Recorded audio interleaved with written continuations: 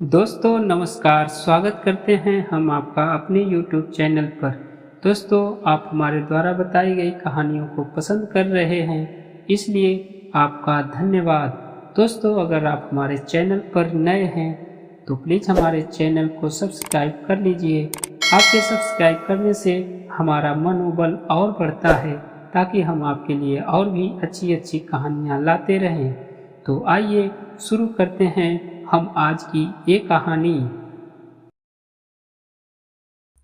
दुश्मनी का राज। एक राजा के राज्य में बहुत बड़ा सेठ रहता था। उसके पास अपार धन था। एक समय राजा ने सेठ को बुलवाया।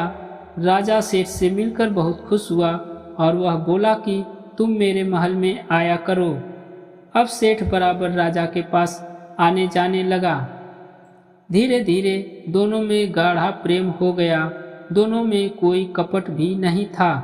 दोनों निष्कपट थे। दोनों का यह प्रेम बहुत दिनों तक रहा। एक बार की बात है, सेठ और राजा में बात हो रही थी। बात के दरमियान राजा ने कहा कि मैं चंदन का एक मंदिर बनवाऊंगा। बात आई गई हो गई। सेठ के मन में विचार आया कि चंदन की लकड़ी मैं खरीद लूं, क्योंकि मंदिर में तो चंदन की बहुत सी लकड़ियां लग जाएंगी। मेरे पास लकड़ी होगी तो मैं राजा को दे सकूंगा। यह सोचकर सेठ ने जहां से भी लकड़ी मिली सब खरीदकर स्टॉक कर लिया।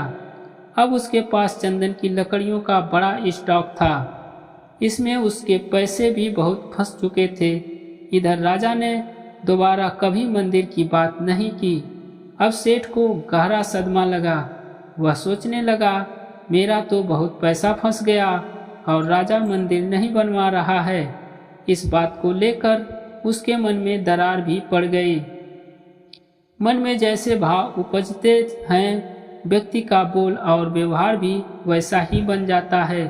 इस कारण राजा को सेठ का भाव समझते देर नहीं लगी और अब दोनों एक दूसरे के जानी दुश्मन बन गए। लेकिन अचानक विचारों में परस्पर पैदा हुए दुश्मनी के विचार पर भी राजा समझ नहीं पा रहा था कि इस दुश्मनी की जड़ क्या है। पहले राजा की अपनी बुद्धि जब काम नहीं करती थी, तब वह उस समय के किसी जानकार महात्मा के पास चला जाता था। वहां उसकी समस्या का निदान मिल जाता था। सो वह राजा एक महात्मा के पास चला गया। राजा ने सेठ की सारी बात महात्मा से बताई और पूछा कि हम दोनों में यह दरार क्यों पड़ गई, ऐसा क्या हुआ। महात्मा जी दिव्य दृष्टि वाले थे, इसलिए वे उस दुश्मनी का राज जान रहे थे, परंतु वे विशेष बातों में न उलझाकर राजा से सीधा उपाय बतलाते हैं। राजा ने कहा कि राजन, तुम एक चंदन का मंदिर बनवाओ, लोग तुम्हें बहुत दिनों तक याद रखेंगे। ऐसा भव्य मंदिर बनवाओ। अब राजा ने घोषणा कर दी कि चंदन का मंदिर बनवाऊंगा। चंदन की लकड़ी लेने के लिए राजा के आदमी चल पड़े तो लकड़ी केवल सेठ के यहाँ मिली। मंदिर का काम शुरू हो गया। इतनी लकड़ियाँ लगी कि सेठ की सारी लकड़ियाँ मंदिर के काम आ गई। अब मंदिर तैयार हो गया। अब इधर सेठ जी का भी सारा फंसा पैसा वापस आ गया था। अब सेठ की सारी चिंता दूर हो गई थी, इसलिए अब उसके मन से राजा के प्रति दुश्मनी का भाव जाता रहा और दोनों फिर से दोस्त बन गए। राजा को महात्मा ने समझाया कि देखो, यह माया की छाया है, निष्कपट रहो, कोई दुराव छिपाव न हो तो दोस्ती निभ जाती है, नहीं तो ये दोस्त दोस्त को अलग कर दे, मित्र मित्र, सहेली सहेली, नाते रिश्ते में खटास पैदा कर दे। पैसा मिल जाए, हिसाब पूरा हो जाए तो सब दुश्मनी खत्म। स्वामी जी महाराज कहा करते थे कि देखो, इसी पैसे की वजह से दोनों के बीच कितनी दरार पड़ गई। मंदिर तो कर्जे को अदा करने का एक आधार था।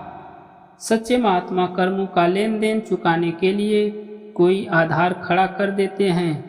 इससे देने वाले का देना और लेने वाले का लेना पूरा हो जाता है। यह सूक्ष्म विज्ञान आपको क्या पता। अब देखो, महात्मा थे तो दोनों का झगड़ा कैसे ख़त्म कर दिया और फिर दोनों कैसे मिल गए। दोस्तों, कैसी लगी ये कहानी कमेंट बॉक्स में अपनी राय जरूर दें। मिलते हैं हम अगली वीडियो में, तब तक के लिए नमस्कार।